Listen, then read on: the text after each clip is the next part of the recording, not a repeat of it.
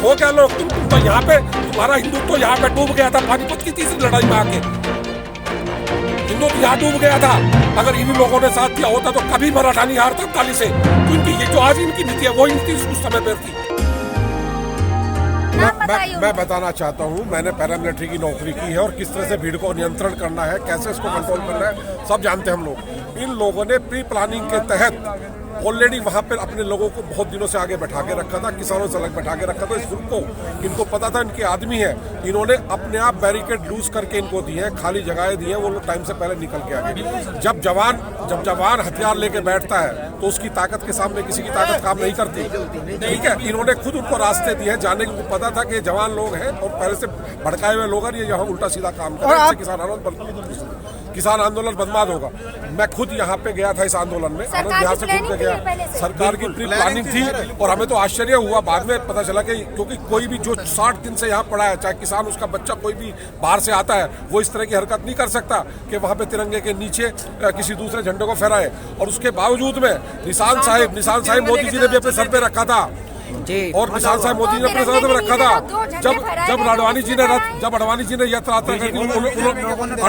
ने यात्रा के दौरान में धार्मिक झंडा किया था, उनसे भी मॉब कंट्रोल नहीं हुई थी। तो मैं अब ये कह देना चाहता हूँ कि ठीक है, उन्होंने निशान साहिब को लगा दिया, गलवान की घाटी में हमारे एक सिख जवान ने निशान साहिब को लगाया है, ये ठीक है, ये हम ये मानते हैं कि वो चीज़ नहीं होनी चाहिए थी। किसानों ने उसके लिए माफी भी मांग ली, खेद भी व्यक्त किया, लेकिन उस छोटी सी चीज के लिए 62 दिन की जो तपस्या त्याग किसानों का यहाँ पे जो ठंड से किसान ये चीज सारी दुनिया जान गई है कि किसने किया, क्यों किया, ये मोदी मीडिया के बारे में बताना चाहता हूँ। 5-6 चैनल है, सुनो भाई, 5-6 चैनल है, मैं खुद देखता हूँ उनको, हम लोगों ने सुनना बंद कर दिया है। जी न्यूज जो सुभाष चंद्र का चैनल है, जो एमपी है बीजेपी का, अरे बीजेपी के एमपीओ के चैनल चला रहे हो, एक तरफा बीजेपी की वकालत करे। किसान आज सुबह के चैनल में, कल शाम के किसानों को उपद्रव बोल रहे हैं, बोले कुछ उपद्रवी अभी भी बॉर्डर पे पड़े हुए हैं, बिल्कुल किसान उपद्रवी है। अगर 2-4 लड़कों ने कोई गलत हरकत भी किया, उनके खिलाफ कोई एक्शन लीजिए और आप इंक्वायरी कराइए।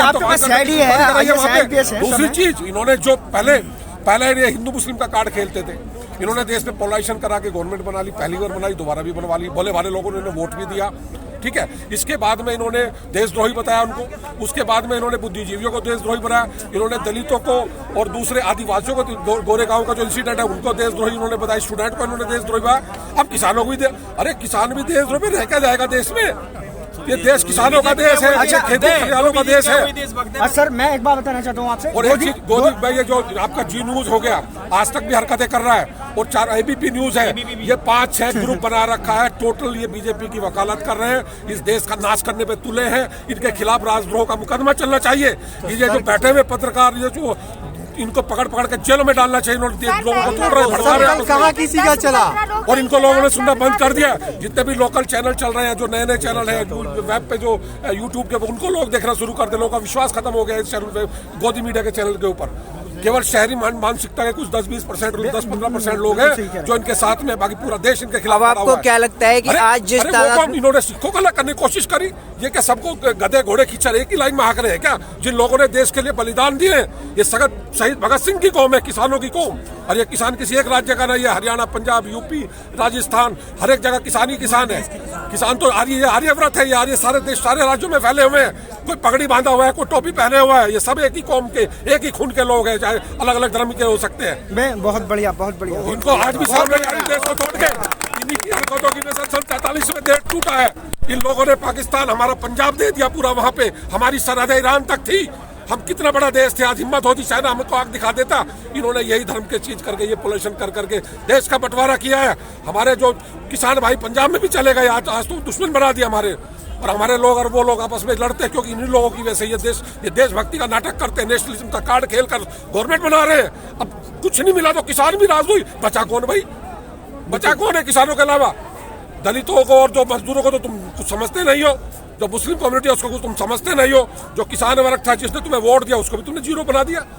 तो ये गलत चीज है, इनको पता होना चाहिए। ये यहाँ पे महलों में बैठे हुए, कोर्ट में बैठे हुए, किसानों के बच्चों ने इस देश को संभाला है। सन 71 और 65 की लड़ाई किसानों के बच्चों ने जीत कर दी है, वही किसान आज घूम रहे हैं यहाँ पे।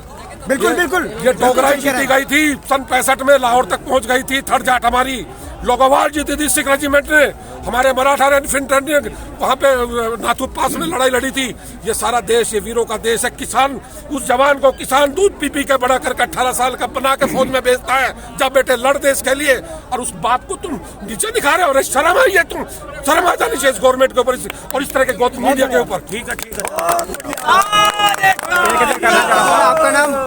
आपका नाम क्या है सर? मेरा रविकांत शौरान नाम है।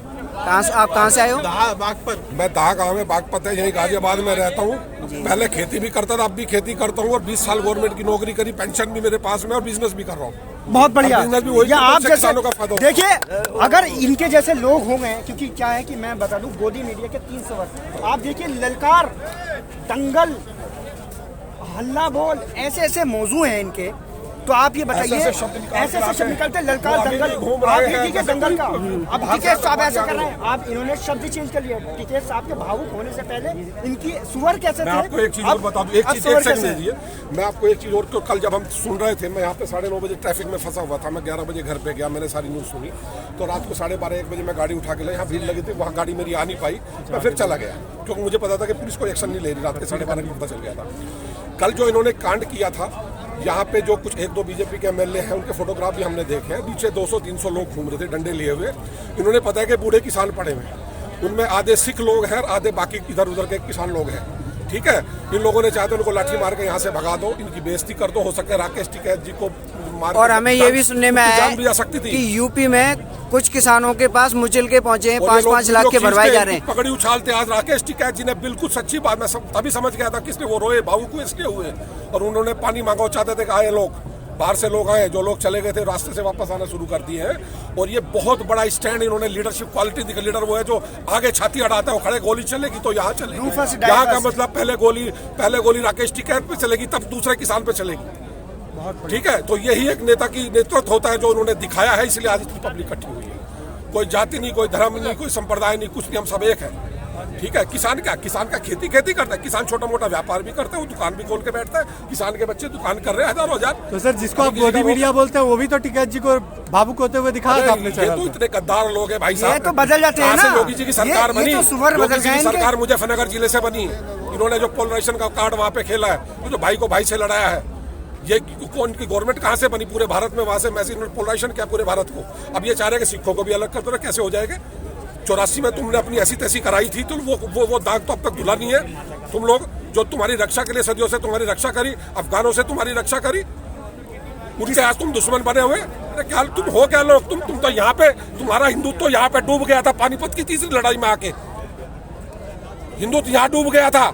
अगर इन्हीं लोगों ने साथ दिया होता तो कभी मराठा नहीं हारता अब्दाली से। तो इनकी ये जो आज इनकी नीति है, वही नीति उस समय पर थी। इन्होंने यहाँ पे उत्तर भारत के खेत उजाड़े, यहाँ के नेताओं को वैल्यू नहीं दी, लोकल नेता बताया। मतलब मजाल है कि मराठे यहाँ हार जाते, पानीपत सारा किसानों का क्षेत्र है। तो ये लोग इतिहास से नहीं सीख रहे हैं। आज भी जिस हिंदुत्व की वो कह रहे हैं हिंदू, अरे क्या हिंदू चलाओगे तुम लोग तो हिंदुओं में फाड़ डाल रहे हो, हिंदू को हिंदू से लड़ा रहे हो। सिख को तुमने अलग कर दिया। सिख क्या है? अरे हमसे तो सिख बने हैं, हमारे तो बड़ों ने तलवार उठाई है तो सिख बने हैं वो, गुरुओं के कहने पे।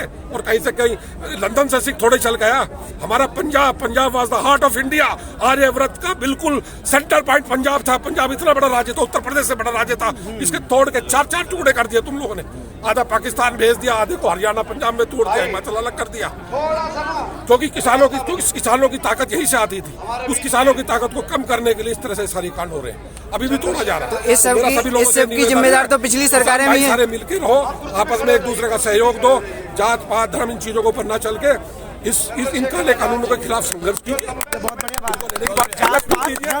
अरे मिनिमम सपोर्ट प्राइस, आप जब मैक्सिमम प्राइस लिख सकते हैं कि एक आइटम 150 रुपये में बिकेगा मिनिमम, तो हमारे किसान का प्रोडक्ट करने की मिनिमम प्राइस भी दीजिए। आप उसमें आप 20-30% कमीशन खाइए, थोड़े कि आप 50 रुपये की चीज 150 रुपये में बेचेंगे। बीज की दलाली खत्म होनी चाहिए। बीज की दलाली है ना, वो खत्म होनी चाहिए। क्या ये कॉन्ट्रैक्ट फार्मिंग कुछ भी नहीं है।